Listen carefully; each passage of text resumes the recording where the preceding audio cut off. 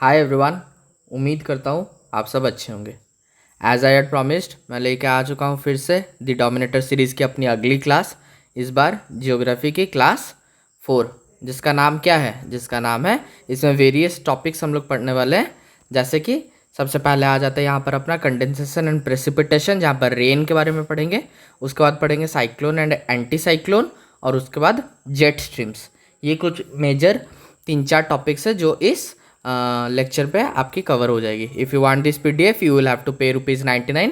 अगर आप ये अफोर्ड नहीं कर सकते कोई बात नहीं, आप इस वीडियो लेक्चर से खुद का नोट्स बना सकते हैं। ठीक है, तो शुरू करते बिना किसी देरी के। यहाँ पर सबसे पहले देखते हैं यहाँ पर क्या लिखा है। सबसे पहला लाइन आपको पता है, पहली लाइन सबसे ज़्यादा इंपॉर्टेंट होती है, इसी से चैप्टर का नेचर पता लगता है। Various factors contribute to the global pattern of climate and weather regulation, यानी बहुत सारे ऐसे चीज़ रहते हैं जिनके वजह से आज आपको पता है क्लाइमेट और वेदर में डिफरेंस आज बता ही देता हूँ। वेदर यानी आज आपका दिन बाहर में कैसा है, तो ये है वेदर। बट इस जून से सितंबर तक क्या चलता है जनरली? मॉनसून। तो ये हुआ क्लाइमेट। ठीक है, जो आज से 30 साल या 100 साल तक के पीरियड में जो समय में जो होता है उसे हम लोग क्लाइमेट कहते हैं। जैसे कि आपको पता है, अभी मैं बोलूँगा कि चलो बताओ दिसंबर में आपका क्लाइमेट कैसे रहेगा, तो आपको क्या पता है कि भाई दिसंबर में तो जनरली, अब आज से 100 साल पहले भी दिसंबर में क्या होता था? विंटर्स होते थे। तो इसे कहते हैं क्लाइमेट, जो over a long period of time still same रहता है। बट वेदर क्या, कभी भी चेंज हो सकता है। अभी सनी था, तुरंत ऐसे काले बादल आ जाएंगे, फिर से बारिश होना शुरू हो जाएगी। तो क्या, वेदर चेंज होता रहता है बट क्लाइमेट कांस्टेंट रहता है। ठीक है, ये बहुत सिंपल सी चीज़ है जो सबको पता रहना चाहिए। पहले topic, how does it rain? बारिश होती कैसी है देख लेते हैं। सबसे पहले क्या होता है? सबसे पहले होता है इवापोरेशन, यानी मान लीजिए ये हुआ अपनी सतह पे कुछ पानी है ब्लू वाली, ठीक है, तो सबसे पहले क्या होगा, ये इवापोरेट होगी। इवापोरेट कैसे होगी? यहाँ से सन का रेस जब यहाँ पर नीचे गिरेगा तो गिरने से क्या होगा, ये हीट होगी, और हीट होने से धीरे धीरे धीरे धीरे क्या है, ये ऊपर की ओर एज वेपर्स उठने लगेगी। ठीक है, वंस ये सब उठने लगी फिर क्या होगा, आपको पता है नॉर्मल लैप्स रेट जो 1 डिग्री सेल्सियस पर 165 मीटर की हाइट में, यानी हर 165 मीटर की हाइट में 1 डिग्री सेल्सियस तापमान गिर जाता है। यानी जैसे जैसे ये पानी, ये वेपर ऊपर उठता जाएगा, ये क्या है, यहाँ से लिक्विड टू गैस होके ऊपर उठा। अब गैस होके ऊपर एट अ सर्टन लेवल, यहाँ पर जाके क्या होता है, थर्ड स्टेप जो सेकंड स्टेप अपनी कंडेंसेशन यहाँ पर होती है, यानी ये वाटर वेपर सब एक दूसरे से जुड़ने लगते हैं, और फिर क्या, ड्रॉपलेट फॉर्मेशन होती है, और वंस दे बिकम हैवी ये फिर से नीचे एज यूजुअल आने लगते हैं। तो यहाँ से जो स्टार्ट हुआ ऊपर गया और नीचे आया, इसे ही हम लोग क्या कहते हैं, वाटर साइकिल। तो इस वाटर साइकिल का ही एक प्रोडक्ट है क्या, रेन, बारिश। सबसे पहले हुई इवेपोरेशन। इवेपोरेशन क्या है? It is a process in which matter changes from liquid to gas. अभी बताया नीचे वाली पानी ऊपर में गैस होके जाती है, तो वही लिखा लिक्विड टू गैस। अच्छा, जब ये ऊपर जाती है तब क्या होता है, एक प्रोसेस देखने को मिलता है जिसका नाम है लेटेंट हीट ऑफ इवेपोरेशन। ये क्या है? It is the energy required to change a liquid to its vapour state. ये पानी ऐसी वो कौन सी तापमान है जिसमें latent heat of evaporation, it is the energy required, यानी इससे कितना गर्म किया जाए, गर्म क्या, हीट एनर्जी, इससे ऐसा कितना हीट एनर्जी दिया जाए कि ये पानी वेपर में चेंज हो जाए, ये लिक्विड गैस में बदल जाए। तो ये जो अमाउंट ऑफ हीट रिक्वायर्ड है, इससे ही हम लोग कहते हैं एक चीज़ की लेटेंट हीट ऑफ इवेपोरेशन। ठीक है, ठीक उसकी उल्टी क्या रहती है, लेटेंट हीट ऑफ कंडेंसेशन, यानी जब ये ऊपर में जाके वेपर बन गई, जब ये ऊपर उठी, यहाँ से उठ के गैस बनी, अब इस गैस को हम लोग को ठंडा करके क्या बनाना है, फिर से लिक्विड बनाना है। तो ऐसी वो कितनी एनर्जी इस गैस में से निकालनी पड़ेगी कि ये गैस ठंडी होके लिक्विड बन जाए। यहाँ पर क्या कर रहे थे हम लोग, हीट एनर्जी दे रहे थे। यहाँ पर क्या, हीट एनर्जी निकालना पड़ेगा, ठंडा करना ना। यहाँ पर क्या, गर्म करना था, तो हीट एनर्जी दे रहे थे, लेटेंट हीट ऑफ इवापोरेशन। अभी हीट एनर्जी यहाँ से निकालना है ताकि उसको ठंडा करना है, तो इसे लेटेंट हीट ऑफ कंडेंसेशन कहते हैं। ठीक है, कितना हीट एनर्जी चाहिए इस लिक्विड को गैस बनाने में, तो वो है लेटेंट हीट ऑफ इवापोरेशन। कितना हीट चाहिए एक गैस को लिक्विड में कन्वर्ट करने के लिए, ठंडा करना है, तो लेटेंट हीट ऑफ कंडेंसेशन। ठीक है, दो ही चीज़ है। तो यहाँ पर पहले क्या हुई, अपनी इवापोरेशन हुई, यहाँ पर उठ के गैस हुई, यहाँ पर लेटेंट हीट ऑफ इवापोरेशन हमने दिया, ये लिक्विड टू गैस हो गई। अब यहाँ पर फिर क्या, लेटेंट हीट ऑफ कंडेंसेशन हुआ और यहाँ से गैस से फिर से लिक्विड हो गई। अब यहाँ पर क्या, कंडेंसेशन हो गया। कंडेंसेशन होने के बाद क्या, ये ड्रॉपलेट्स फॉर्म करेगी और ये ड्रॉपलेट जब जुड़ जाए एक हेवी ड्रॉपलेट बनेगी, ये नीचे बारिश की तरह बूंदे बरसने लगेगी, जिसे कहते हैं प्रेसिपिटेशन। तो ऐसे ही कुछ सिंपल तरीके से सिर्फ दो ही चीज़ आपके लिए नए हो सकते हैं, latent heat of evaporation and latent heat of condensation. अच्छा, यहाँ पर एक चीज़ लिखा है कि इट ऑकर्स, प्रेसिपिटेशन में देखिए, it occurs when water vapour condenses around a microscopic particle like dust, यानी हर चीज़ को बरसने के लिए एक न्यूक्लियस चाहिए। अब वो न्यूक्लियस क्या है, यानी वो पानी का जो बूंद है वो इसके अराउंड ऐसा बनेगा, बन के नीचे गिरेगा। तो ये जो सेंट्रल चीज़ है जहाँ जिसके अराउंड, अभी ये डॉट है जिसके अराउंड पानी चिपक के नीचे बूंद होके बरसता है, तो इसे क्या कहेंगे, इसे क्या कहेंगे, वाटर न्यूक्लियस। यानी ये क्या है, एक रेन ड्रॉप की सेंटर है। तो यहाँ पर वही लिखा है, कुछ कुछ जगह में ये सेंटर का एब्सेंस रहता है। तो यहाँ पर क्या, भले ही बादल में मॉइस्चर रहता है बट क्योंकि उसको कुछ एक बॉडी नहीं मिलता जिसके अराउंड वो वाटर वेपर चिपक सके, तो वहाँ पर हम लोग क्या करते हैं, आर्टिफिशियल रेनिंग करते हैं, जहाँ पर spraying substances like silver iodide, solid carbon dioxide जिसे ड्राई आइस कहते हैं, और फाइन सोडियम क्लोराइड। तो हम लोग ऐसे क्या, ड्रॉपलेट्स जो सब छोटे छोटे पार्टिकल्स यहाँ पर प्लेन में लेके स्प्रे कर देते हैं। तो हवाई जहाज जब वहाँ पर छोटे छोटे पार्टिकल्स छोड़ते हैं, इसके अराउंड वेपर ड्रॉपलेट्स बनाने लग जाता है और फिर ये ड्रॉपलेट्स फिर से जुड़ के एक साथ बड़ा ड्रॉपलेट बना के नीचे गिरने लगता है। ठीक है, तो इसे ही कहते हैं आर्टिफिशियल रेन, जहाँ पर हम लोग सिल्वर आयोडाइड का इस्तेमाल काफ़ी ज़्यादा करते हैं। ठीक है, अच्छा, अब तो वो नीचे आया, बट नीचे आने टाइम आपको एक चीज़ याद रखना पड़ेगा, यहाँ पर ये जो ड्रॉपलेट बनी, इसे तो हम लोग कहते हैं यहाँ पर कंडेंसेशन हो गया, बट ये अब जो नीचे आएगा ये वेरियस फॉर्म्स में नीचे आ सकता है। जैसे कि ये स्नो बन के नीचे आ सकता है, हेल यानी वो जो पत्थर हम लोग बोलते हैं ना, ओला ओला पत्थर, जिसे पूरी आइस की एक क्यूब पूरी नीचे गिरती है, स्लीट, रेनफॉल, ड्रिजल, बूंदाबांदी, यानी जम तो ऊपर गई बट वो नीचे कैसे आएगी उसके काफ़ी सारे फॉर्म्स रहते हैं। ठीक है, तो अभी हम लोग उसी में से एक फॉल जिसका नाम है रेनफॉल, उसके बारे में हम लोग पढ़ेंगे। रेनफॉल यहाँ पर हम लोग की 3 मेजर टाइप की है। क्या क्या, सबसे पहला आता है रिलीफ रेनफॉल, डायग्राम से समझते हैं। यहाँ से मॉइस्चर क्या हुआ, moist air rising along the slope, ये हुई पहाड़, यहाँ से आई, पहाड़ से जैसे ही टकराती है ये ऊपर की ओर उठने लगती है। जैसे ऊपर की ओर उठने लगे क्या लगा, normal lapse rate. Normal lapse rate से ठंडा होगा और ठंडा होने के बाद यहाँ पर ही ऊपर जाके ये ऊपर कंडेंसेशन होकर फिर से नीचे आने लगेगा। तो आपको क्या देखने को मिल रहा है कि बादल यहाँ से आया और यहाँ पर पहुँचते पहुँचते यहाँ पर वाटर साइकिल कंप्लीट हो गया, इस वाले साइड पे कुछ नहीं है कि नहीं। तो इसे ही क्या कहते हैं, इसे कहते हैं हम लोग विंडवर्ड साइड, जहाँ से विंड टकरा रही है, और जहाँ पर कुछ नहीं है, सूखा पड़ा हुआ है, उसे कहते हैं लीवर्ड साइड। ठीक है, windward side and levered side. तो अब रिलीफ रेनफॉल की थ्योरी देख लेते हैं।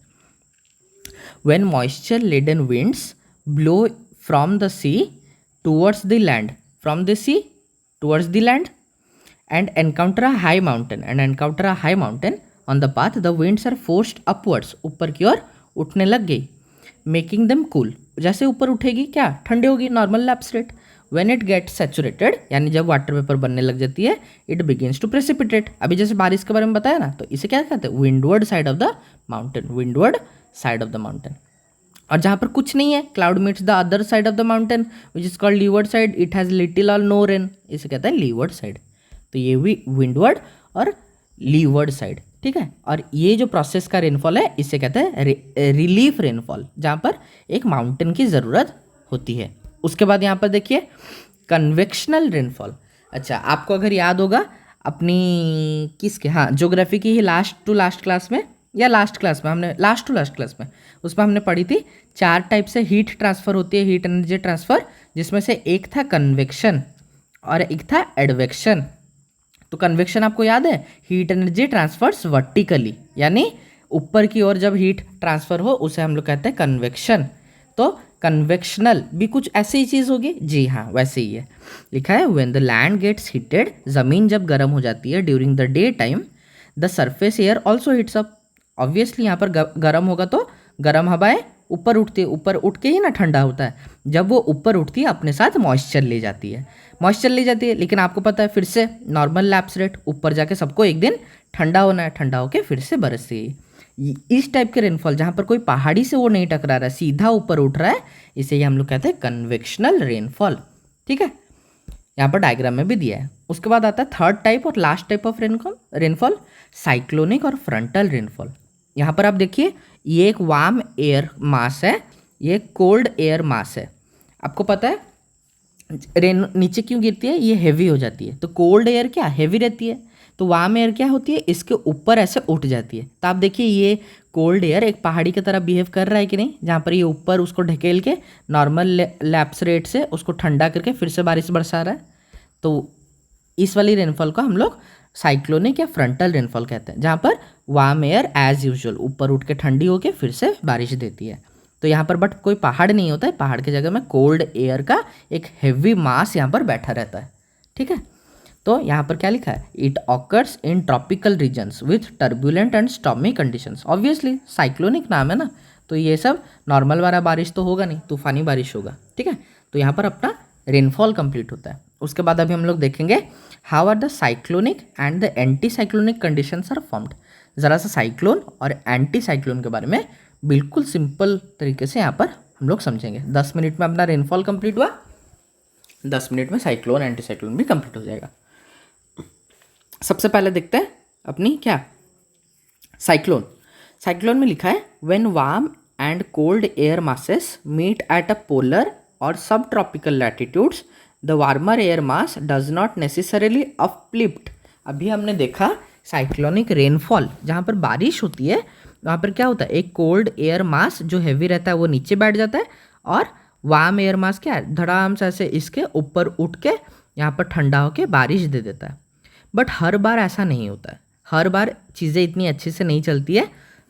एक एक बार क्या होता है, ऐसे वार्म एयर मास आता है, ऊपर उठने की कोशिश करता है, बट कोल्ड एयर मास उसके नीचे से ऐसे स्लिप कर जाता है, और फिर ये ऐसे ऊपर ना उठ के ऐसे साइड में घूमने लगती है, ये भी ऐसे साइड में घूमने लगती है, और धीरे धीरे ऐसे एक चक्रवात जिसे हम लोग साइक्लोन कहते हैं बन जाता है।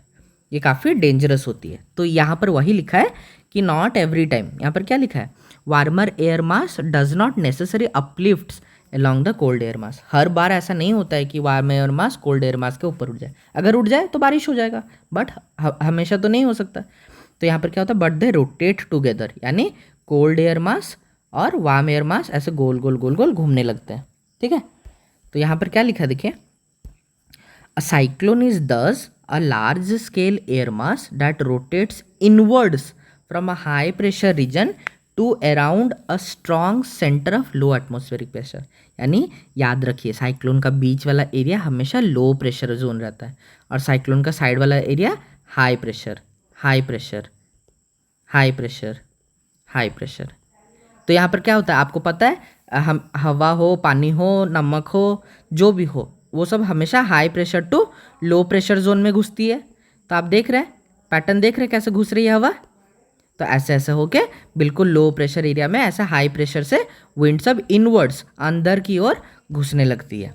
ठीक है, तो कुछ इस तरह से साइक्लोन चलता है। अच्छा, यहाँ पर एक इंपॉर्टेंट पॉइंट लिखिए, coriolis effect causes cyclonic rotation to be इन।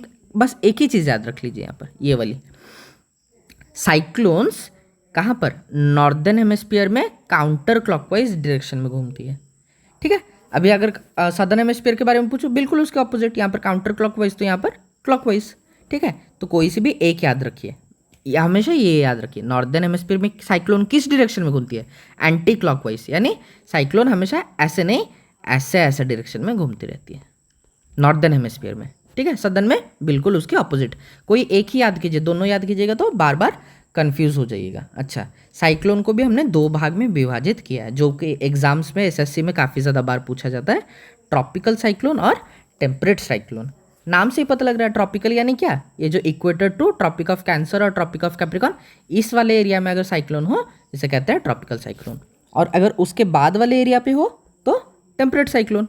जहाँ पर अभी पढ़ा था ना हम लोग पिछले क्लास में, temperate latitude, polar latitude, equator, तो वहाँ पर ट्रॉपिकल साइक्लोन, ट्रॉपिकल एरियाज में these cyclones are thermally induced. आपको पता है ट्रॉपिक्स में जो भी होते हैं वो ड्यू टू हीट एनर्जी की वजह से होता है, और आपको मैंने पिछले क्लास में ही बता दिया था कि थर्मली इंड्यूस्ड और डायनामिकली इंड्यूस्ड का मतलब क्या होता है। थर्मली इंड्यूस्ड मतलब यहाँ पर इंपॉर्टेंट फैक्टर कौन प्ले करता है, हीट एनर्जी, और एक्सेप्ट हीट एनर्जी जो भी फैक्टर प्ले करता है वो सब डायनामिकली में आ जाता है। ठीक है, तो ये जहाँ पर भी थर्मली लिखा हो आप समझ जाइए कि वहाँ पर हीट एनर्जी का बड़ा काम हो रहा है। When wind speed reaches 120 kilometre per hour, 120 से भी जब स्पीड बढ़ जाए तब इन ट्रॉपिकल साइक्लोन को हम लोग दूसरी कैटेगरी सीवियर ट्रॉपिकल साइक्लोन की कैटेगरी में हम लोग डाल देते हैं। टेम्परेट साइक्लोन का दूसरा नाम क्या है, एक्स्ट्रा ट्रॉपिकल और फ्रंटल साइक्लोन। एक्स्ट्रा ट्रॉपिकल यानी ट्रॉपिक से बाहर, एक्स्ट्रा ट्रॉपिकल और फ्रंटल साइक्लोन्स। तो दो टाइप की साइक्लोन भी हमने जान ली, बट इन साइक्लोन्स की दूसरी different names in different regions होती है। जैसे कि इंडियन ओशन और पैसिफिक, साउथ पैसिफिक में क्या बोलते हैं, cyclone. Western Atlantic and eastern Pacific में क्या बोलते हैं, हरिकेन। ऑस्ट्रेलिया में विली विली, और वेस्टर्न पैसिफिक ओशन यानी चाइना जापान वाले रीजन में टाइफून बोला जाता है। ठीक है, बट है सब ये साइक्लोन। साइक्लोन के 4 डिफरेंट नेम्स है डिफरेंट रीजन्स में, ये काफ़ी ज़्यादा इंपॉर्टेंट है। एंटी साइक्लोन कुछ नहीं, साइक्लोन समझ में आ गया तो बिल्कुल उसका अपोजिट है एंटी साइक्लोन। यहाँ पर क्या लिखा है एंटी साइक्लोन में, anti cyclone winds move out from a high pressure centre towards the low pressure. अभी साइक्लोन में आपने क्या दिखा कि बाहर में high pressure high pressure high pressure high pressure, बीच में लो प्रेशर, देखा था ना। यहाँ पर उल्टा है, यहाँ पर अंदर में हाई प्रेशर है और winds high pressure to low pressure जाएगी, तो यहाँ पर ऐसे बाहर की ओर जाते रहते हैं। तो बाहर में है low pressure low pressure low pressure low pressure. ठीक है, तो बहुत ज़्यादा ईजी है ये चीज़। The wind direction is clockwise in the northern hemisphere. मैंने आपको बताया सिर्फ कोई एक याद कीजिए। हमने साइक्लोन में क्या पढ़ा था, anti clockwise in northern hemisphere. अब एंटी साइक्लोन क्या है, क्लॉकवाइज इन नॉर्दर्न हेमिस्फीयर। मैं तो सदर्न हेमिस्फीयर की याद ही नहीं करूंगा, एग्जाम में जब पूछेगा मैं इसका उल्टा डो टिक कर दूंगा। ठीक है, अब ये हुई साइक्लोन और एंटी साइक्लोन। अब यहाँ पर देख लेते हैं टोर्नाडो। टोर्नाडो साइक्लोनिक कंडीशन है, बट ये साइक्लोन और एंटी साइक्लोन से काफ़ी ज़्यादा डिफरेंट है। क्या डिफरेंट है देख लेते हैं। अच्छा, it is a narrow high moisture and violently dark rotating column of air that extends from the base of cumulonimbus. Clouds आगे हम लोग पढ़ने वाले हैं, वहाँ पर क्यूमुलोनिम्बस आपको समझ में आ जाएगा, इसी क्लास के नीचे में है। ठीक है, तो बस खाली इतना याद रखिए, जब कोई भी साइक्लोन वो सी या ओशन में ना बन करके जब ज़मीन में बन जाए, ग्राउंड में बन जाए, उसे हम लोग कहते हैं टोर्नाडो। और टोर्नाडो साइक्लोन से भी बड़ा डेंजरस चीज़ है। ठीक है, साइक्लोन की तो एक वीकनेस क्या होती है, वो ओशन में पैदा होती है, बट कोस्टल रीजन्स में आते आते ज़मीन में आते आते वो वीक हो जाती है। बट टोर्नाडो ज़मीन में ही उत्पत्ति हुआ एक साइक्लोन है, तो इसे ख़त्म होने में काफ़ी ज़्यादा देर लगता है। ठीक है, यहाँ पर क्या पानी और हवा, ओशन में यहाँ पर क्या रहता है, खुला एरिया रहता है, तो साइक्लोन पूरा उड़ता रहता है। लेकिन ज़मीन में जैसे आता है धीमा होके धीरे धीरे ख़त्म हो जाता है। बट यहाँ पर क्या, ये ज़मीन से ही निकला है, तो ज़मीन में ही इसको रहने में मज़ा आता है। ठीक है, तो यहाँ पर मैंने तीनों की एक एक डायग्राम लगा दी। ये रही टोर्नाडो, ये वाले टोर्नाडो, और यहाँ पर रही साइक्लोन और एंटी साइक्लोन, दोनों की डायरेक्शन भी सब मैंने यहाँ पर एक ही डायग्राम में दिखा दी है। अभी हम लोग पढ़ने वाले हैं अपनी jet stream, third topic jet stream. ठीक है, jet streams are narrow bands of strong winds blowing. अच्छा, इसको समझने से पहले आप मेरे को पिछला क्लास का एक कॉन्सेप्ट याद दिलाइए। मैंने आपको बताया था इक्वेटर, उसके बाद आती है ट्रॉपिक्स, उसके बाद आती है सब ट्रॉपिकल यानी टेम्परेट रीजन, और उसके बाद पोलर। ऐसा अपनी अर्थ के डायग्राम बनी हुई थी ना, नॉर्दर्न हेमिस्फीयर, ठीक वैसे सदर्न हेमिस्फीयर। ठीक है, अच्छा आपको याद है यहाँ पर अपना क्या सेल बन रहा था, हार्डले सेल। यहाँ पर क्या सेल बन रहा था, फेरल सेल। और यहाँ पर क्या सेल बन रहा था, पोलर सेल। तो बस यहाँ पर याद रखिए, यहाँ पर ये जितना भी जंक्शन देख रहे हैं, ये वाली जंक्शन, ये वाली जंक्शन, ये वाली जंक्शन, ये वाली जंक्शन, तो इस जंक्शन में कितने हैं, 1 2 3 4। तो जेट स्ट्रीम भी 4 टाइप के होते हैं। ठीक है, जितने सेल के जितने जंक्शन बनते हैं उतने ही जेट स्ट्रीम होते हैं। तो यहाँ पर क्या लिखा है, यहाँ पर लिखा है jet streams are narrow bands of strong winds blowing from west to east. Isotherms हमने पढ़ी थी पहले चैप्टर में, याद है, ईस्ट टू वेस्ट उनका डायरेक्शन था। ये सब याद रखिए, ये सब इंपॉर्टेंट एमसीक्यू है। बट जेट स्ट्रीम हमेशा वेस्ट टू ईस्ट की डायरेक्शन में बहती है, west to east, west to east. In the upper levels of the atmosphere they follow the boundaries of the hot and the cold air, they are strongest in winters. ये सब factors याद रखिए। तो सबसे पहले आपको याद है अपनी कौन सी सेल थी, हार्डले और फेरल सेल थी। तो इन दोनों के बाउंड्री के बीच में जो बनता है उसका नाम है सब ट्रॉपिकल जेट स्ट्रीम। ठीक है, यहाँ पर देखते हैं पहली वाली, ये वाली जैसे बनी हुई है ना, यहाँ पर रहता है हार्डले, यहाँ पर रहता है फेरल, और यहाँ पर रहता है पोलर। ठीक है, तो सबसे पहले ये वाले देख लेते हैं। लिखा है occurs at a height of इतना 12 kilometre at subtropical latitudes. Subtropical हुआ ना ये, subtropical latitudes at the convergence of Hadley and Ferrel cell. ठीक है, हार्डले और फेरल सेल जहाँ पर मिलते हैं वहाँ पर जो जेट स्ट्रीम बहती है उसका नाम है सब tropical jet stream. Statement based question बन सकता है। उसके बाद पोलर फ्रंट जेट स्ट्रीम, ठीक उसको उल्टा फेरल और पोलर सेल के बीच में जो बनता है इसका नाम है पोलर जेट स्ट्रीम। ठीक है, उसके बाद आता है पोलर नाइट जेट स्ट्रीम, जो कि बिल्कुल पोलर रीजन्स में ही बहती रहती है। ठीक है, तो ये सब क्या आपको बिल्कुल कोर कॉन्सेप्ट्स में पढ़ा रहा हूँ, ताकि कितनी भी हार्ड स्टेटमेंट आ जाए आपको कोई भी फर्क नहीं पड़ेगी। और यहाँ पर है क्या, चौथी वाली ट्रॉपिकल ईस्टर्ली जेट स्ट्रीम, जो कि बिल्कुल ट्रॉपिक्स यानी इक्वेटोरियल एरिया में, कौन से महीना में, जैसे ट्रॉपिकल ईस्टर्ली जेट स्ट्रीम का खासियत क्या है, ईस्टर्ली यानी ये ईस्ट डायरेक्शन को बहेगी, ऐसे बहेगी ईस्ट डायरेक्शन में।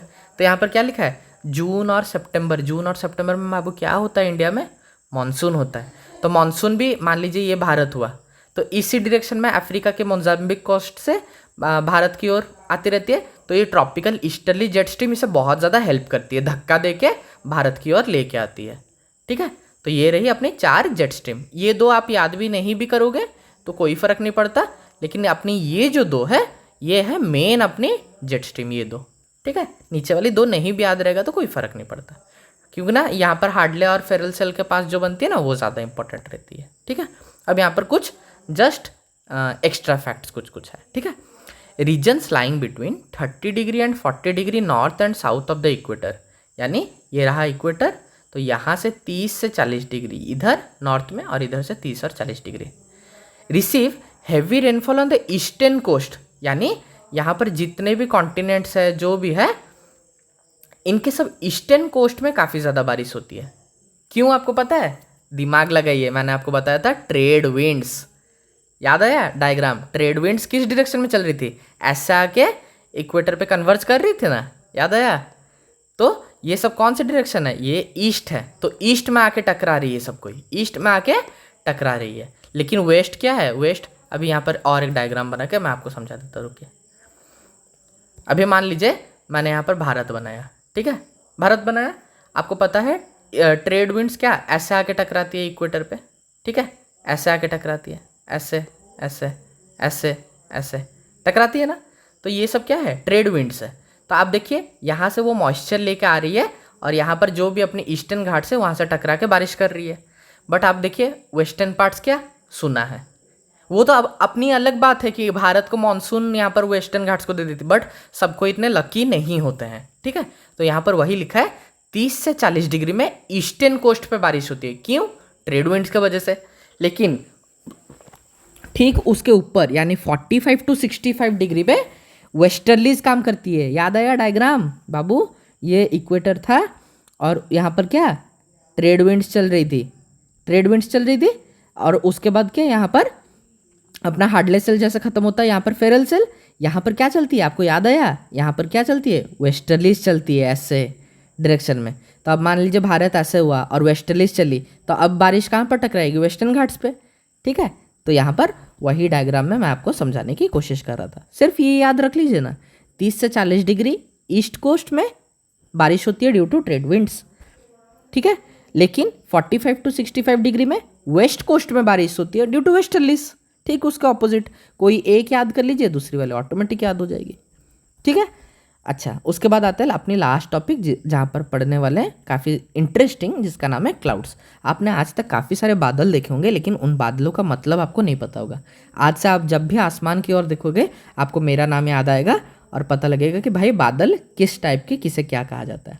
आपने ध्यान दिया है कभी कभी बिल्कुल आसमान पूरा साफ रहता है, ठीक है, अच्छा, बट वहाँ पर मेन 4 टाइप के बादल हमें को देखने को मिलती है। जैसे कि जब बारिश होकर गुजर जाती है तो आपको कुछ इस टाइप के फेदरी क्लाउड्स देखने को मिलते हैं। आपने देखा है बिल्कुल ऐसे ऐसे ऐसे करके फेदरी लेता है। कभी कभी कॉटन जैसे बिल्कुल डेंस क्लाउड सफ़ेद वाली आपको देखने को मिलती है, और कभी कभी तो बिल्कुल ऐसे नाम को छोटे छोटे बादल के पैच घूमते रहते हैं, ये वाली। और कभी कभी बिल्कुल काले घने बादल बारिश लेके आते हैं, ये वाली। ठीक है, तो अभी यहाँ पर एक एक करके हम लोग चारों के बारे में पढ़ने वाले हैं, ठीक है। अच्छा, सबसे पहला आता है क्लाउड्स क्या है, यहाँ पर एक छोटी सी मैंने ये दे दी है। अच्छा, यहाँ पर काफ़ी ज़्यादा इंपॉर्टेंट है, the amount of cloud cover in the sky is expressed in eighths और ऑक्टाज। याद रखिए, क्लाउड कवर की डेंसिटी को हम लोग किस फॉर्मूले से किस यूनिट से मापते हैं, एट्स और ऑक्टाज के ये में मापते हैं। आज तक ये एसएससी या रेलवे ने नहीं पूछा है, ठीक है, मे भी आ सकता है, इसलिए मैंने यहाँ पर डाल दिया। सबसे पहला टाइप है cirrus clouds, they are feathery and white in colour. सबसे ऊपर वाली हाईएस्ट क्लाउड कौन सी है, सीरस क्लाउड। सबसे लोएस्ट क्लाउड कौन सी है, स्ट्रैटस क्लाउड, यानी स्ट्रेटोस्फीयर में होगी, they are low level clouds. Cumulus क्या होती है, फ्लैट बेस कॉटन वुल, ऐसे बिल्कुल कॉटन की तरह वो दिखती है, उसका नाम है क्यूमुलस, क्यूमुलेट यानी इकट्ठा होकर रहती है। और rain causing middle latitude clouds and are extremely dense and opaque black and dark grey, कौन सी होती है, अपनी बारिश कराने वाली निम्बस क्लाउड्स, ठीक है। तो टोटल अपने 4 पार्ट्स में क्लाउड्स डिवाइडेड है, cirrus clouds, cumulus clouds, stratus clouds नीचे वाली, और बारिश कराने वाली निम्बस क्लाउड्स। अब आसमान में देखिएगा, अगर आपको बिल्कुल डेंस ऐसे वाइट कलर की बिल्कुल डेंस क्लाउड दिखी, वो है क्यूमुलस क्लाउड, जो ज़्यादातर यही दिखती है हमें। और कभी अगर ये नहीं रहती तो हमें नेक्स्ट सीरस क्लाउड्स दिखती है, जो कि बिल्कुल ऐसे फेदरी रहती है, ठीक है। आई होप आप ये देख के बिल्कुल आसमान को एंजॉय करेंगे और मुझे ज़रूर याद करेंगे। इसी के साथ अपना क्लास यहीं पर ख़त्म हुआ। क्लास कैसा लगा कमेंट्स में ज़रूर बताइएगा। चलिए बाय।